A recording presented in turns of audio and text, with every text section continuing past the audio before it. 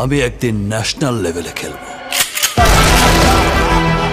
তুফান হতে অ্যাটিটিউড লাগে, চোখের দৃষ্টি লাগে। God is one, life is one, number one, Shakib Khan.